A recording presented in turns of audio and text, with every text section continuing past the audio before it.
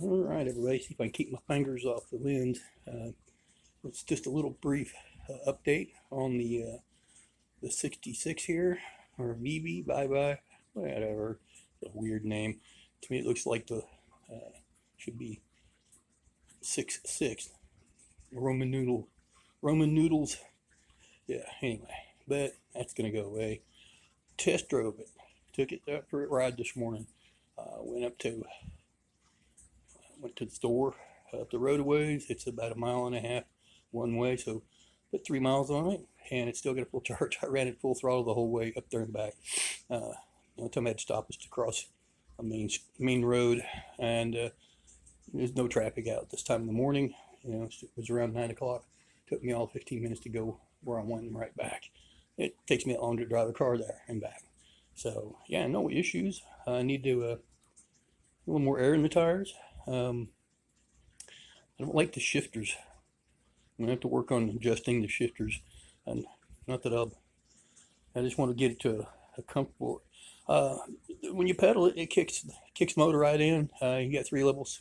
3 levels worked fine. I ran around level 3, up there and back, and it pulled up the inclines and flew down the other sides. I mean, we're not talking big around here. We don't have any monster hills to speak of. But it's enough of an incline that you walk a couple of miles up it and you feel it in your calves. But hey, this is like a breeze. I call it the EZ bike instead of the e-bike. Yeah. So far, the only problem I had was it didn't come with the right pedals, and the customer service just kept emailing me to send them more pictures, more pictures. I'm going like, what do you need to know? One hole too big for the pedal to screw into, and they assumed I'm just stupid or something. And I already knew what to expect from the customer service for this company. Yeah, I hope nothing ever breaks on it. I'll never get nothing out of them, I'm sure. I learned how to work on most of it. And speaking of working, I had to put my 26-inch on here. These are 27 and a half. My 27 and a half had wheel bearing problem right off the bat.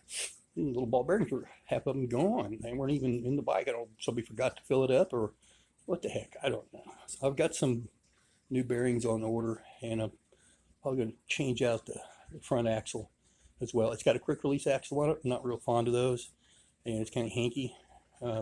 Anyway, that'll get fixed. Next on the hit list, a back rack is in order now. Place to haul luggage on it.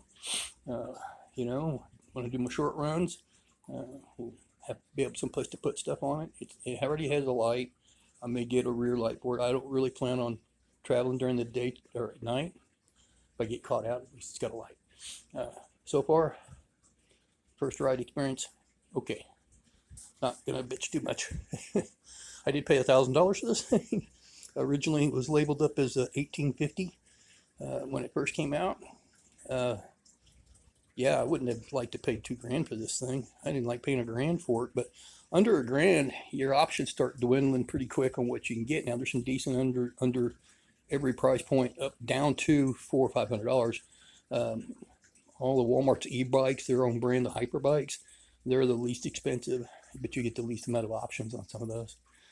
This company makes step through. They make folding bike. All of them are generic frames. This has got a generic. I guarantee I've got a Huffy coming, just a plain old Huffy, no motor, nothing, and I guarantee it's the same frame this thing's got on it. I've seen this frame before. I couldn't use it to put a gas engine on because the frame design wouldn't let it happen. So the e-bike was the better step because it was more expensive to go this route. But at any rate, yeah, we'll get the full video that I made from the unboxing, put it together, and all my not liking what I was seeing as far as customer service goes. Of course, I knew what to expect. I've seen a couple of guys on YouTube who complained about customer service being non-existent and getting no help from the store they bought it from, which in their case was Amazon. In my case is Walmart. They both do the same thing. Refer back to the seller. Anyway, later, guys. Bye.